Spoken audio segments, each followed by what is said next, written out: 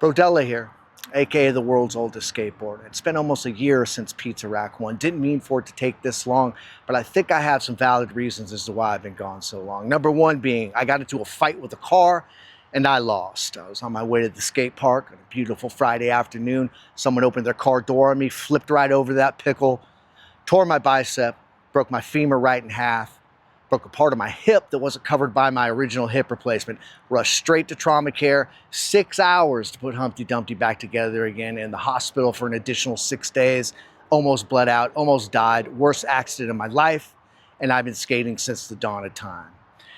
Man, I had to learn how to re-walk again. That's how bad it was. It's been about 328 days, and I'm finally starting to get some fitness back, putting in long miles on my bike, and I feel that I can get out and create some cool content. And that brings me to the second part of why I've been gone so long. You know what the YouTube gurus say. You have to be consistent. And with such a bad accident, such a long rehab, I just couldn't be consistent. But here I am, I'm back, I'm ready to post. And you know, while I was down for such a long rehab, I started thinking, you know, what can I contribute to the bikepacking world? And I have a product that I'm working on. So if you would, stay till the end of the video and I'm going to show you my contribution to the bikepacking world. But for now, let's get back into why I had to change this pizza rack out and what I ended up choosing. Okay, a little recap as to why I even need to get rid of this pizza rack. Love this rack, served its purpose for years. But as I get more into this bikepacking thing, I'm realizing weight distribution is key. And this pizza rack is really big, carries a lot of gear, but I tend not to carry anything in the back, so weight distribution sucks. Makes it real hard for hills in particular. And this brings me to my second reason why I need to get rid of this pickle. On this last trip to Yosemite, halfway up the gnarliest, steepest hill the whole trip in 108-degree temperatures, I run out of water, start cramping. I had to pull over, worst pain in my life, try to massage my legs. I look up in the sky, and there's buzzards circling above, waiting for me to pass out, to poke my eyes out, and to eat my innards. You know, if it wasn't for the kindness of strangers pulling over and giving me water, I wouldn't have even made it to the top of the hill, which I did. And I started cramping again. I'm still 6 miles from my campsite. So I thought to myself, man, weight distribution, need to carry more water. This pizza rack's got to go. So after testing some gear, sending that gear back, getting more gear in, testing that gear, sending it back, finally settled on the Elkhorn rack by Old Man Mountain. And at first glance, this pickle looks perfect. It's only got a 6-inch platform compared to the 13-inch beast on that pizza rack. So it's already lighter, and I can't carry as much gear, so my weight distribution problem should be taken care of. And it's got these 3 mounting holes that I so desperately needed to get a nice little cage, some nice water bottles, carry more water issues taken care of. And you know, if you don't have water issues like me, cool thing is you get some packs like these Ortlieb packs to carry more gear, your hoodie, your lunch, whatever. So at first glance, this thing looks perfect. But you know, I told you about my trials and tribulations on the way to Yosemite. What I didn't tell you is I test a lot of gear for the skateboard world, a lot of product, do a lot of photography, a lot of filming, and I take my bike to a lot of these sessions. So it's a dual purpose bike. It's going to be a dual purpose rack. If it doesn't handle the mean streets, it's not even going to make it up into the mountains to get into a bike packing situation. So that's what we're going to do first. We're going to load the bike up with camera and skate gear, get out onto the mean streets, head to the skate park, and see how it works. So for this particular mission, I just got in this 9-inch egg shape that I really wanted to test out. So we got all the gear together, packed the bike up, headed out to the Dublin bike lane, and set forth to the Pleasanton Poo Park. Got in the park, past those pump bumps that nobody skates, got settled in and started doing my usual lines.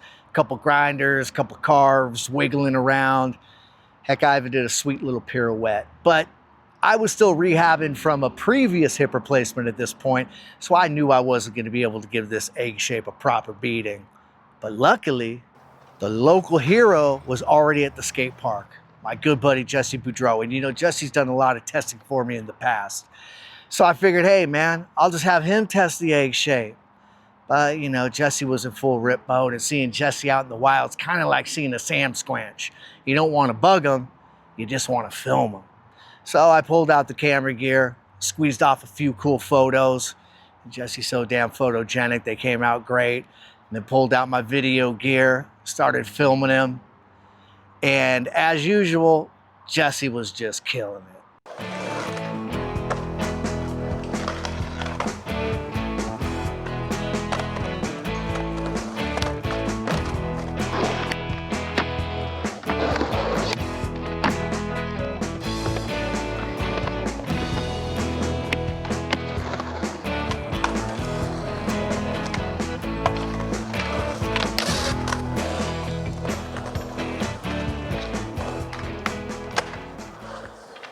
After the big filming and photo shoot, Jesse and I chilled out for a minute, chopped it up. I let him know what I was trying to test out. I showed him the egg shape, asked him if maybe he'll give it a spin or two.